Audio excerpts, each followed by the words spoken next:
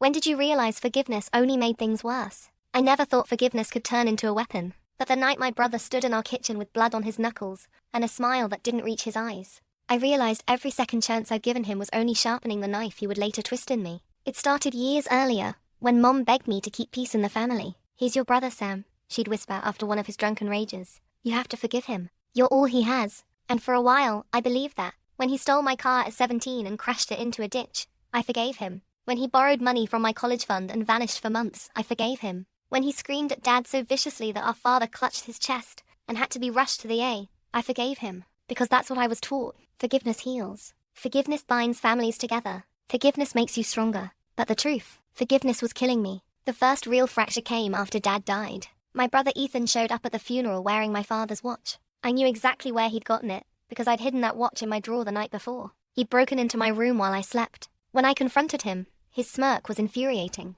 "Relax, Sam," he said. "It looks better on me anyway." Mum caught the tension and gave me that look, pleading, fragile. "Please," she whispered, "don't start. Today's hard enough." So I let it go. Again. But Ethan never forgot that he'd gotten away with it. He thrived on forgiveness the way some people thrive on praise. Every time I pardoned him, he grew bolder, like I was confirming his right to destroy everything around him. By the time I married Claire, I thought I could keep Ethan at a distance. But distance didn't matter. He had a way of seeping into every part of my life. He'd show up unannounced, drunk or broke or both, crashing on our couch for a night that stretched into weeks. Claire tried to be kind at first. "He's family," she told me, echoing Mom's words. But kindness eroded fast. I caught her crying in the bathroom one night, after Ethan staggered in and left vomit all over the hallway. I told him to leave. He laughed. "You'll forgive me tomorrow. You always do." That laugh still burns in my memory. The breaking point should have come the night Claire told me she was pregnant. It should have been a moment of joy. Instead, Ethan came back from one of his business trips,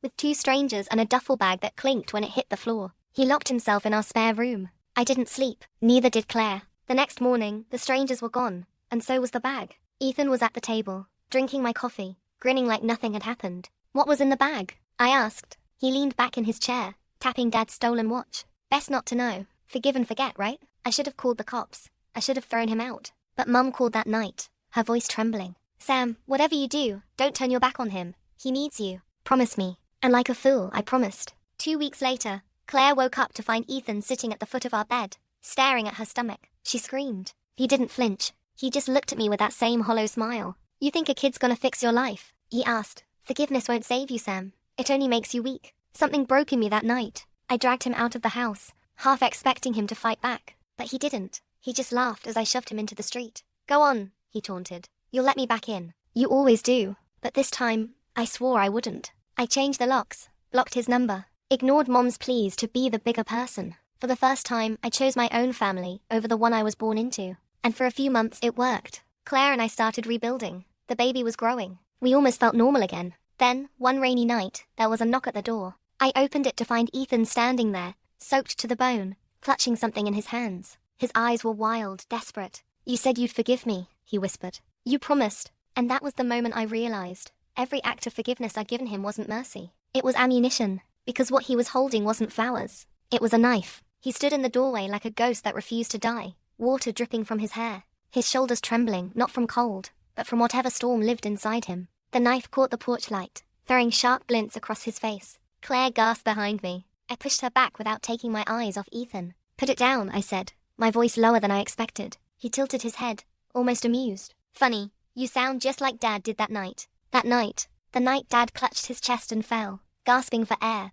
while Ethan screamed in his face about being a disappointment. The night I forgave him because Mom begged me to. "Ethan, don't Ethan me." His voice cracked like thunder. He stepped forward, pressing the blade against his own palm, as if daring me to flinch. Blood welled instantly. "You always think you're better, the good son, the savior, but you only had that role because I let you." Claire's hand found mine, trembling. I squeezed it once and gently pushed her further back, mouthing upstairs. She hesitated, then slipped away, her footsteps retreating as quiet as possible. "Why are you here?" I asked. My voice shook, but I tried to hold it steady. "Because you owe me." His eyes burned with a feverish light. "All those years you forgave me, you created this. You kept me alive when I should have rotted. And now," he jabbed the knife toward me, "now you don't get to walk away." I wanted to slam the door, to call the police. But I saw it then, the way his shoulders sagged under something more dangerous than rage. Desperation. "Where's the bag, Ethan?" I asked. His smirk widened, a jagged scar of a smile. You mean the one from your house? The one you didn't want to ask about?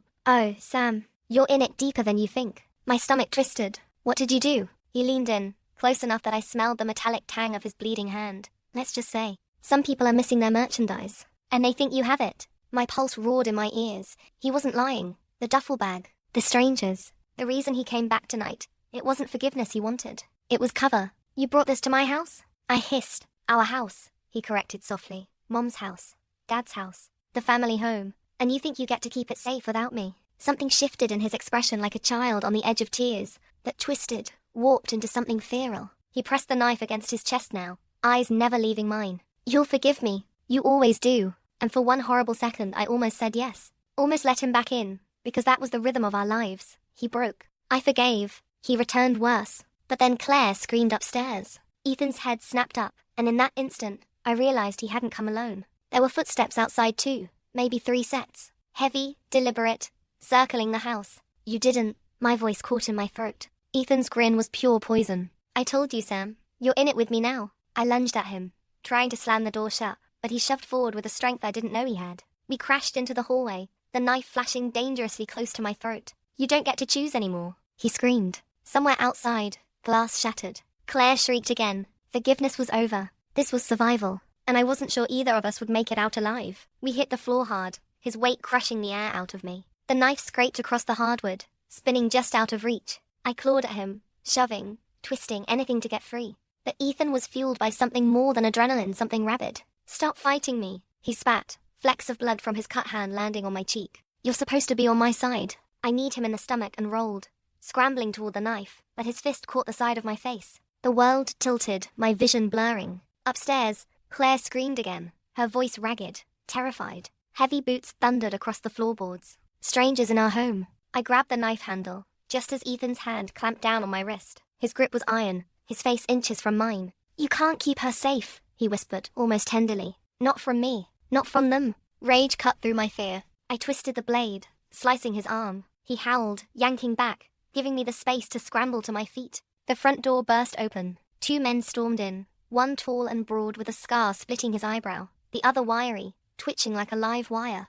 They didn't hesitate. Where's the bag? Scarface barked. Ethan staggered upright, blood streaking his shirt. Told you he had it, he shouted, pointing at me. It's his problem now. The betrayal hit harder than his punches. He hadn't just dragged me into this. He'd set me up as the scapegoat. Upstairs, Twitch yelled, hearing Claire's footsteps. No, I lunged forward, blocking the staircase. My chest heaved, the knife trembling in my hand. Scarface's eyes narrowed. Move. I didn't. Something flickered across his expression, amusement, maybe respect. But Twitch wasn't patient. He pulled a gun from his waistband, waving it wildly. Where's the bag? He shrieked. Ethan, bleeding and smirking, leaned against the wall. Sam knows. Don't you, brother? My mind raced. I didn't know where the bag was. He'd taken it that night. But if I admitted that, they'd go straight for Claire. So I lied. It's in the shed out back, I said. My voice didn't even sound like mine. Scarface tilted his head, weighing me. Then he nodded at Twitch. Check. Twitch bolted toward the back door. Scarface stayed, his gaze never leaving me. Ethan chuckled,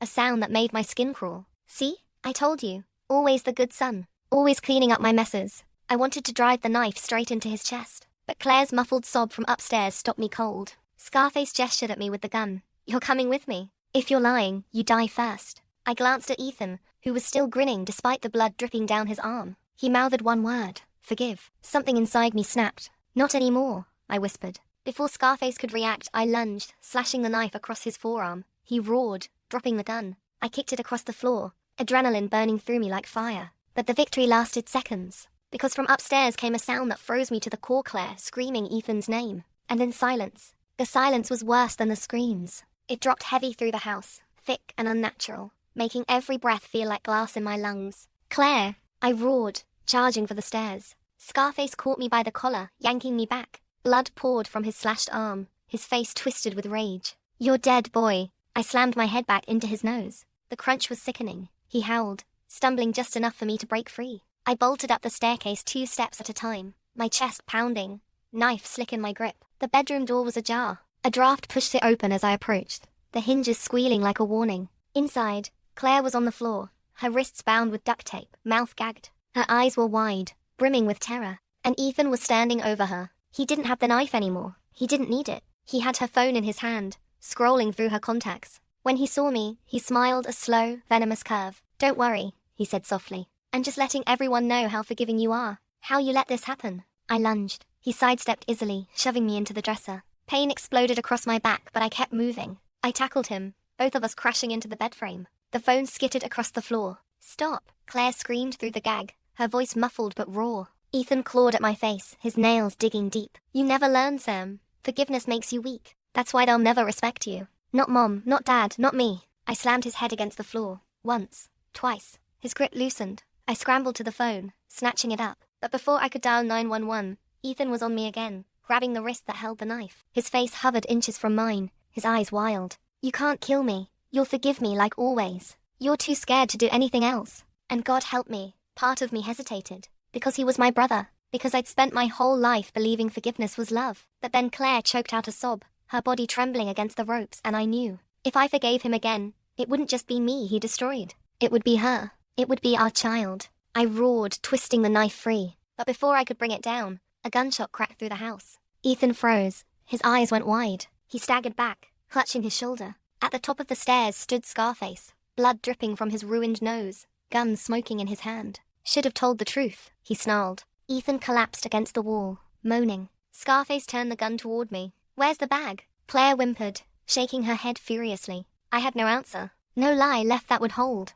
So I did the only thing I could. I hurled the knife straight at him. It spun, a flash of silver, and for a split second I thought it would miss. But it didn't. It buried itself in his thigh. Scarface roared, firing wildly. The bullet punched into the ceiling. I dove for Claire, tearing at the duct tape, her sobs hot against my ear. "Run!" I shouted. We stumbled toward the window, glass rattling in its frame. Behind us, Scarface cursed, dragging himself forward, blood soaking his jeans. Ethan was crawling too, his laughter wet and broken. "You can't run from family," he coughed. "We always find you." I smashed the window with the dresser lamp. Glass shattered into the night. Cold air rushed in. Claire's hand gripped mine. And as the two men dragged themselves closer, I knew we had seconds, maybe less, before this house became our grave. The night air cut like a blade as we scrambled out the broken window. Shards of glass tore into my palms, but I didn't care. Claire clung to me, her bare feet landing on the roof of the porch with a crunch of loose shingles. "Don't look back," I whispered. We crawled toward the edge, the sounds behind us growing louder, Scarface cursing. Ethan laughing, both dragging themselves across the floorboards. The porch groaned under our weight as we slid to the gutter. "Go first," I told Claire. She shook her head violently, eyes wide. "Claire, go." She swung her legs over the edge, lowered herself, and dropped. The thud of her landing nearly made my heart stop, but she rolled, got up, and gestured for me to follow. I swung over just as a gunshot shattered the window frame above my head. Splinters rained down. Scarface's silhouette filled the jagged hole, his pistol tracking me. I let go. The fall knocked the breath out of me, but I forced myself up, grabbing Claire's hand. We sprinted across the wet grass toward the tree line. Behind us, Scarface bellowed in fury. Another shot cracked, missing by inches, tearing bark from a nearby tree. Branches whipped our faces as we plunged into the woods. My lungs burned, my legs screamed, but fear kept me moving. Claire stumbled, and I pulled her upright. "They won't stop," she panted. "I know," I said. And the worst part? It wasn't Scarface that terrified me. It was Ethan, because he hadn't stayed behind. His laughter carried through the trees, raw and broken, chasing us like a nightmare. "You think you can run from forgiveness?" he shouted. "It doesn't work that way." We crashed deeper into the forest, the mud sucking at our shoes. Somewhere in the distance, sirens wailed faintly. Neighbors must have heard the shots, but help felt impossibly far away. A light flickered ahead. My chest surged with hope. A cabin. An old hunting shack I remembered from childhood hikes with Dad. We burst through the clearing, collapsing against the door. It creaked open, unlocked. Inside, the air smelled of dust and mildew, but it was shelter. I shoved Claire in first, then bolted the door behind us. "Sit," I said, kneeling to check her wrists where the duct tape had left angry welts. My hands shook so badly I could barely peel it off. "Sam," she whispered, tears streaking her cheeks. "They're going to kill us." "No," I said, forcing steel into my voice. "Not tonight." I scanned the shack. A broken chair, rusted tools, a fireplace filled with ash. On the wall, an old hunting rifle. My heart leapt until I saw the trigger guard was snapped clean off. Useless. But next to it, half buried under dust, was an axe. I gripped it, the weight solid in my hands. Claire's eyes widened. "Sam." Footsteps outside, crunching leaves. Slow, measured. Then Ethan's voice, low and sing-song. "Remember when Dad used to bring us here? Said it was our secret place. Said family was forever. I miss that, don't you?" Claire whimpered. I pressed a finger to my lips. She bit down hard, choking her sobs into silence. The doorknob rattled, once, twice, then his whisper, right against the wood. "Forgive me, Sam." I raised the axe, my hands slick with sweat, because I finally understood if I forgave him now, we wouldn't leave this shack alive. And for the first time in my life, I was ready to be merciless. The knob turned slow, deliberate, as though he wanted me to hear every metallic click. Claire's nails dug into my arm, her breath hot against my sleeve. The axe handle trembled in my grip, not from weakness, but from the adrenaline boiling through me. Then silence. The kind of silence that presses against your skull, making you doubt whether sound will ever exist again. "Sam." Ethan's voice slipped through the crack in the door. Soft, almost tender. "You don't want to do this. You don't want to hurt me." My throat tightened. For one razor-sharp moment, I saw him not as the monster he'd become, but as the boy who used to race me down this very trail. His shoelaces flapping, his laughter carrying through the trees. My little brother. But then Claire whimpered, and reality crashed back. "You already did this," I hissed. "Every time I forgave you, you took more. From me, from her, from Dad, from everyone." The door shook violently. He'd thrown his shoulder into it. The wood groaned, the bolt straining. "You don't get to rewrite history," he shouted. His voice cracked into a jagged scream. "You're nothing without me. You always needed me to be the villain so you could be the saint." Another crash. The bolt slipped halfway. Claire scrambled toward the fireplace, digging through the ashes with frantic hands. Her fingers closed around something, and when she turned back, she was holding a jagged piece of iron and old poker. Her face was pale but resolute. The door burst open. Ethan stumbled in, bloodied, wild-eyed, his shoulder soaked crimson where Scarface's bullet had torn through. His grin was wide, unhinged. "There you are," he panted, eyes locked on me, "holding an axe like you mean it. About damn time." You lunged. I swung. The blade bit into the doorframe, inches from his skull. He crashed into me, driving us both to the floor. The axe slipped free, clattering into the corner. "Sam!" Claire screamed. Ethan's fists hammered my ribs, his breath hot and rancid against my face. "Do it," he howled. "Kill me or forgive me. That's the only way this ends." My vision blurred, pain flaring with every blow. His hands closed around my throat, squeezing. Stars exploded in my eyes. Then Claire was there, screaming wordless fury, jabbing the iron poker into his side. He roared, jerking off me, blood blooming through his shirt. I gasped, dragging air into my lungs. The axe gleamed in the corner. I crawled, every muscle screaming, and wrapped my hands around it. My reflection wavered in the blade broken, furious, unrecognizable. Ethan staggered upright, clutching his side. He looked at me, and for the first time, I saw fear crack through his madness. "You wouldn't," he rasped. "You've never had it in you." I raised the axe, and then another voice, from the trees outside. "Police, drop the weapon." Blue lights flickered through the gaps in the shack's boards. Heavy boots crunched closer. Ethan's smile returned, sick and triumphant. "See? Even now, you'll take the fall for me. Just like always." He dropped to his knees, hands raised in mock surrender, his blood pooling dark on the floor. And I stood frozen, axe in hand, caught between ending this myself, or letting the law take a man who had already twisted forgiveness into my lifelong prison. The door splintered as officers poured in, rifles raised, shouts echoing off the shack's rotting beams. "Drop it, drop the axe now." For a heartbeat I couldn't move. The weight of the handle pulsed in my hands like it was fused to me. All I saw was Ethan kneeling, bleeding, grinning, daring me. Claire's voice broke through. "Sam, please." I let the axe clatter to the floor. The sound was final, like a coffin lid closing. 2 officers rushed forward, tackling Ethan, forcing him face first into the dirt-caked boards. He didn't fight. He just laughed, spitting blood. "Told you," he muttered. "He'll never let go. He needs me." They cuffed him, dragged him out, his laughter echoing long after he was gone. I collapsed against the wall, chest heaving. Claire crawled to me, her wrists raw, her eyes wide with something I couldn't name. Relief? Horror? Both. "You saved me," she whispered. But it didn't feel like saving. It felt like surviving by inches. At the station later, I told the whole story about the bag, the men, Ethan's setup. But the detectives traded looks, their pens scratching across pages in ways that made my stomach turn. Scarface had vanished into the night after the chaos in the house. Twitch too. No bodies. No bag. No proof. Just my word. And Ethan's. When they brought him into the interrogation room across the hall, he looked calm, serene, even. He leaned back in his chair, spoke soft and steady, eyes occasionally flicking toward the glass as if he knew I was watching. I couldn't hear his words, but I saw the officers' faces shift, doubt creeping in. Sympathy, even. He was playing the same game he'd played our whole lives, bleeding charm, twisting truth, and forgiveness. His favorite disguise. Mum showed up at the station, pale and trembling. She went straight to Ethan, cupping his bruised face, whispering prayers over him. She didn't even glance at me. When I tried to approach, she hissed, "How could you let it come to this? He's your brother." I wanted to scream, to drag her into the shack, show her the bloodstains, the broken boards, the madness in his eyes. But I knew it wouldn't matter. She'd choose him. She always had. Back home, the house was in ruins. Bullet holes, shattered windows, blood streaks on the floorboards. Claire stood in the doorway, arms crossed over her stomach, staring at the wreckage. "This was supposed to be our home," she whispered. I had no answer.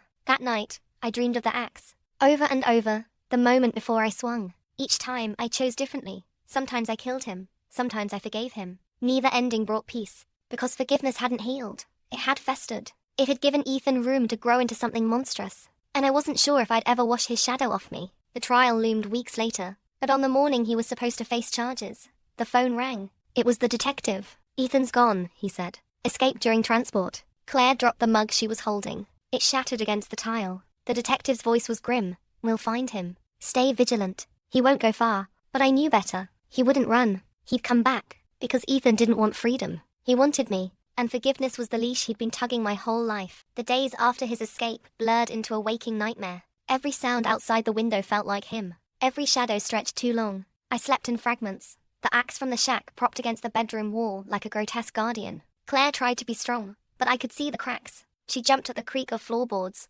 startled at passing headlights painting our walls. Sometimes, I caught her hand pressed protectively over her stomach, whispering to the baby, as if promising she'd keep them safe from the man who shared their blood. The police cruisers circled the block, their presence more symbolic than practical. We both knew Ethan could slip past them. He always had. 3 nights after the escape, I found a note wedged under our front door. My name scrawled in familiar handwriting. My hands shook as I opened it. "You think you won because the cops took me away. But you've always known the truth, Sam. You're nothing without me. You'll see soon. No threats, no demands. Just a promise." I burned it in the sink before Claire could read it. The following evening, headlights swept across the driveway. My gut clenched. I grabbed the axe. But it wasn't Ethan. It was Mom. She looked smaller than I remembered, shoulders hunched, eyes ringed with sleepless nights. She stepped inside without waiting for an invitation. "You can't keep punishing him," she said. I stared at her. "Punishing him? He nearly killed Claire. He's dragged criminals into our lives. She cut me off, her voice trembling. "He's broken, Sam. He needs forgiveness.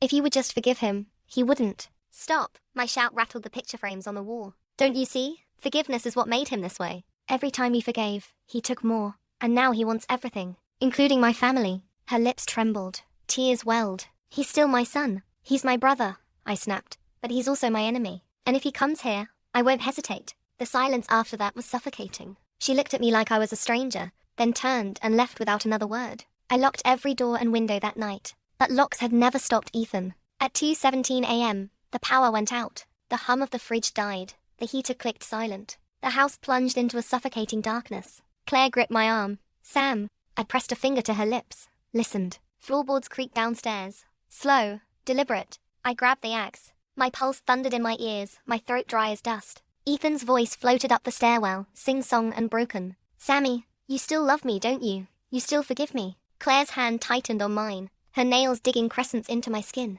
I stepped to the top of the stairs, axe raised, heart pounding. And there he was, standing in the living room, bathed in moonlight filtering through the shattered window. Blood crusted his shoulder, his grin wider than ever. "See," he whispered. "Even now, you can't live without me." I tightened my grip on the axe, because for the first time, I wasn't thinking about forgiveness. I was thinking about ending it. He tilted his head back, arms out like some twisted creature, the moonlight turning his eyes into hollow pits. "You brought me here, Sam," he said, his voice low and trembling with manic delight. "All those times you forgave me, you built this moment. You don't get to run from it." The axe handle was slick in my palms. I could feel Claire behind me, her breath shallow and fast. Every inhale a countdown. "Leave," I said. My voice was steady, colder than I felt. "Walk out that door, and never come back." Ethan chuckled. It bubbled up raw and ugly. "You still don't get it. There is no leaving. There's no end. We're bound. Blood, forgiveness, sin, whatever you want to call it. You kill me, you kill yourself." He started climbing the stairs, one slow step at a time. Claire gasped. I raised the axe higher. "Don't," I warned. He paused halfway, tilting his head like a curious animal. "You really think you can do it? Swing that thing at your own brother? The same brother you covered for when Dad caught me smoking in the garage. The same brother who broke your window with a baseball and you told everyone it was you." His grin widened. "Forgiveness is in your bones, Sam. You'll never change." Something inside me cracked. All those nights replayed at once, Dad clutching his chest while Ethan screamed. Claire sobbing after finding him at the foot of our bed. Mum begging me to keep forgiving, the knife glinting in the porch light. Forgiveness hadn't saved us. It had damned us. I stepped forward, the axe raised high. My arms trembled. But not from fear, this was rage. Years of it, clawing its way out. Ethan's eyes flickered. For the first time, doubt. Sam. And then, before I could decide, headlights cut across the windows. Red and blue. Sirens. The night split with the screech of tires. Police. A voice thundered outside. Ethan's grin snapped back into place, mocking. He threw his hands up, bloodied palms open. Go on, brother. Swing now. Do it in front of them. Be the monster instead of me. The front door crashed open. Officers swarmed. Rifles raised. Shouts filled the stairwell. Drop the weapon. Drop it now. Claire screamed, clutching my arm. Ethan laughed, the sound piercing, manic. See? You'll always take the fall for me. Always. For a breathless second, I stood there, axe raised. My brother's blood on my hands whether I swung or not. Then I let it fall, not into him. Onto the floor. The thud echoed through the house, final and hollow. The cops tackled Ethan, forcing him down. He didn't resist. He just kept laughing, his voice breaking into something raw, almost childlike. As they dragged him out, he twisted his head to look back at me. His words slithered through the night, low enough only I could hear. You'll forgive me again. You can't help it. And as the door slammed behind them, I realized the most terrifying part. I wasn't sure he was wrong. The house was quiet after they took him. Too quiet. The kind that leaves space for every memory you wish you could burn out of your skull. Claire sat on the couch, arms wrapped around her stomach, staring at the floor. She hadn't spoken since the police left. The baby kicked once beneath her palm, and I saw her flinch not at the life inside her, but at the thought of what kind of world we were bringing it into. I paced the ruined living room, glass crunching under my boots, the axe still lying where I'd dropped it. The sirens faded into the distance, swallowed by the night. For years I had told myself forgiveness was strength, that mercy was the glue that held family together. But standing there, bruised and bloodied in a house that no longer felt like home, I saw forgiveness for what it had become, a cage. Every time I forgave Ethan, I wasn't freeing him. I was chaining myself tighter to his chaos. Mum called the next morning. Her voice trembled, raw from crying. They're saying Ethan might not survive this time, she whispered. He needs you. Please, Sam, don't abandon your brother. I closed my eyes. I could still see his smile in the shack, hear his laugh as the cops dragged him away. The memory of his hands around my throat burned hotter than the bruises they'd left. I already did, I said, and hung up. Claire touched my arm gently. You don't regret it? No. The word felt like iron on my tongue. I regret every time I forgave him. She studied me for a long moment, then nodded, her eyes wet but steady. Then let's never do it again. For us, for the baby. That night, I carried the axe out to the backyard fire pit, the same pit where Dad used to roast marshmallows, where Ethan once shoved me into the smoke just to watch me choke. I laid the axe across the flames and watched the handle blacken, the wood curling into ash. The blade glowed red, then dulled, then disappeared under the collapse of embers. Forgiveness had ended in that shack. In this pit, I buried the weapon that had almost made me his executioner. But the scars he carved, those will stay. Sometimes I still hear his voice in the dark. That sing-song taunt, you'll forgive me again. You can't help it. But he's wrong, because that was the day I stopped recognizing who I was, and the day I chose never to forgive him again.